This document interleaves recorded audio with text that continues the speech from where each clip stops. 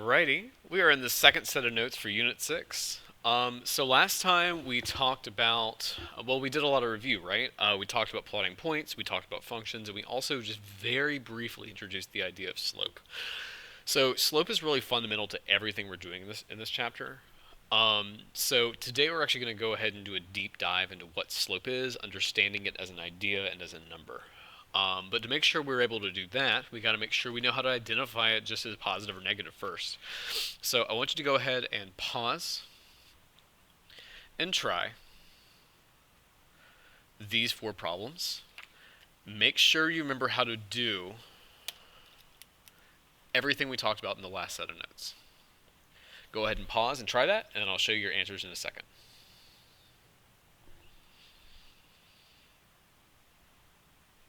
Okay, so we got a line pointing up here. That means we've got a positive slope. The second one's a negative slope because it's pointing down.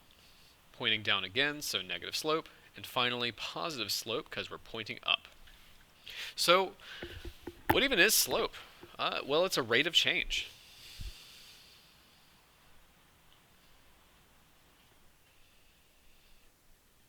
Okay. Cool. I don't really expect you guys to know what that means just yet. We'll actually use this example from our last set of notes, our lawn mowing money, to really dig into what a rate of change actually is. Because we remember that every week, every week that passed, we made $15 more, right? So how much more money do we earn each week? 15. That's our slope. Our slope is 15. That's because the money we make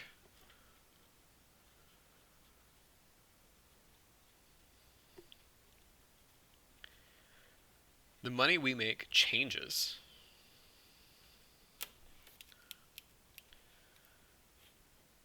at a rate of 15. The money we make changes at a rate of 15. Our rate of change is $15. So, why is this important, right? Actually, I'm going to write this on the side. Why is this important? So it's one thing to ask,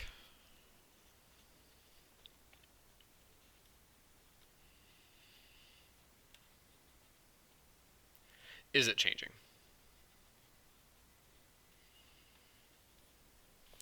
Another thing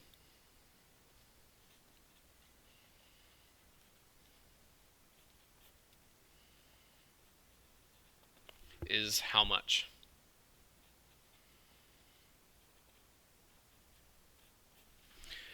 The how much is almost more important than if.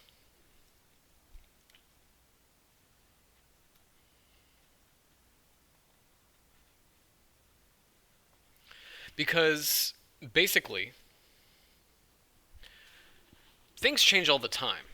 What we need to be able to do, what we need to be able to predict, is how much is something changing. That's how we can predict the future. That's how we can make predictions. That's how we can make money. That's how we can do anything in the world, basically. Understanding how much something is changing is almost more important than whether it's changing or not. So this idea of slope, this idea of rate of change, is telling us how much something is changing over time. Our income was increasing by $15 every week. That's rate of change. That's slope. So I'm going to go back to this. Understanding this $15, every time x goes up by 1 each following week, our y goes up by 15, meaning we get 15 more dollars. So negative slopes are just as important. The table below is a student's scores over a year. So on the first test, they got a 93, second test 81, third test 69, fourth test 57, fifth test, sixth test, they're going way down each time. Their score is actually changing by 12 each time. Our slope is 12. But hold on a second. It's going down, right?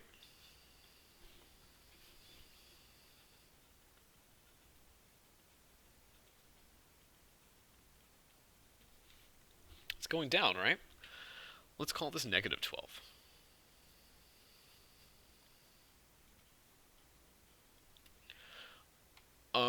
if this were a line, this line would point down.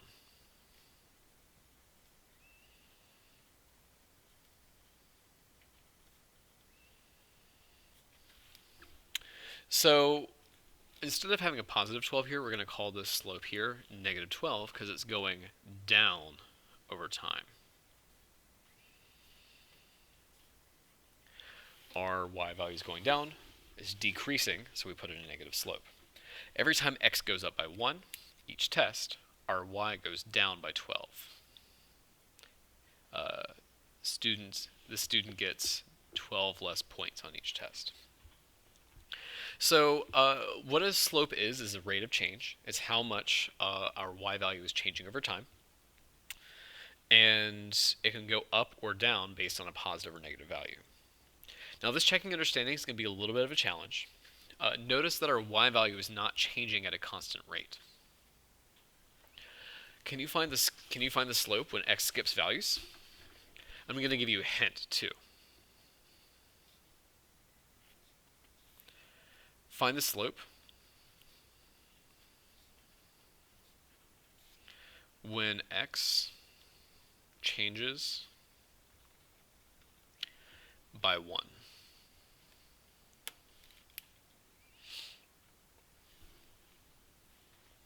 Find the slope when x changes by 1. So you're going to have to figure out how to figure out the change in y for each individual change in x, not just over groups. Give that a try, and when you're done,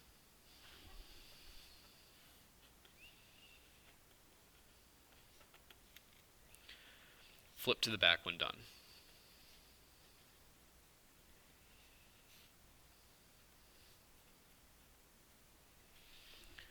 So, after you finish the checking understanding, flip to the back. Okay. So, going to the back now, we've got ourselves a brand new formula. So, were you able to figure out the checking understanding? Well, there's a pretty easy trick to get around that whole calculation mess. Let's look at this function again. We've got a brand new formula here. It's called the slope formula, and I promise it's easy.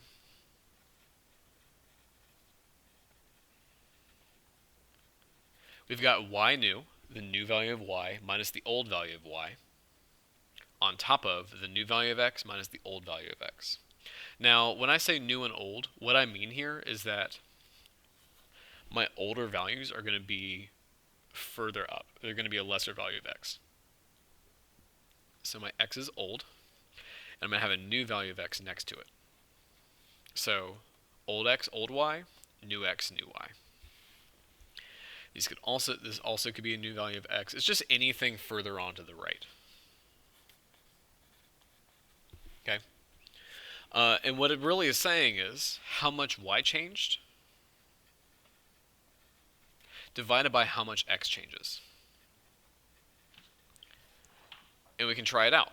So trying it out here, I'm going to do 45, my new value of y, minus my old value of y, divided by my new value of x, minus my old value of x.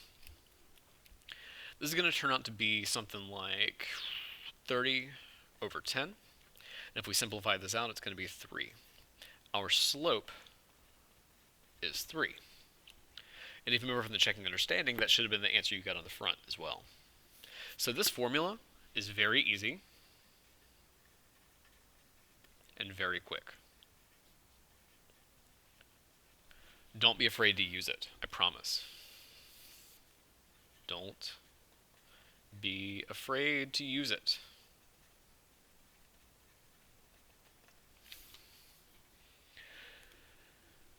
Y new minus y old over x new minus x old. You can even use Desmos for it. So, I want you to know that this formula works for any pair of points. It works for a table. It works for 2 random points. And it even works for graphs, as you'll see below. But I want to make sure this formula works first. Let's try these 2 old tables we had before. So I'm going to take my y new minus my y old So I'm going to take 30 minus 15 over 2 minus 1. And when I subtract these out, I'm going to have 15 over 1, which is just 15. That's the same slope we had before. Here for test scores below, I got my new and my old. I've got 81 minus 93 over 2 minus 1. And what you'll even see here, I have negative 12 on the top, 1 on the bottom. It actually calculates a negative slope for us. So we have a negative 12 here. That's our slope again. Okay, so if your slope turns out to be a fraction, that's okay. A slope of 2/3 just means that y goes up by 3 when x goes up by 2. Sorry, I got that mixed up. Y goes up by 2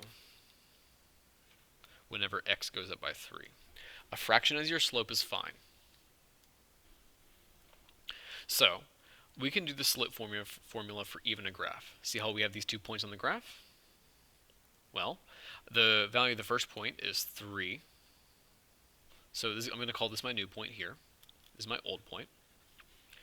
My new point I'm going to call 3 minus negative 2 divided by 2 minus negative 2.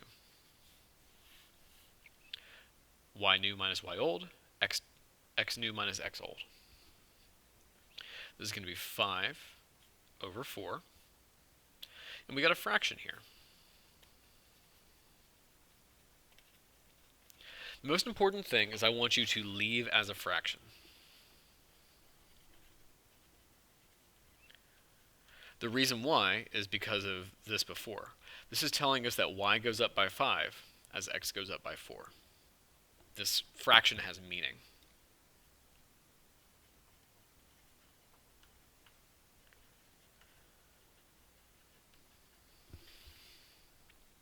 Okay, so I'm going to leave you with one checking understanding that's also a graph.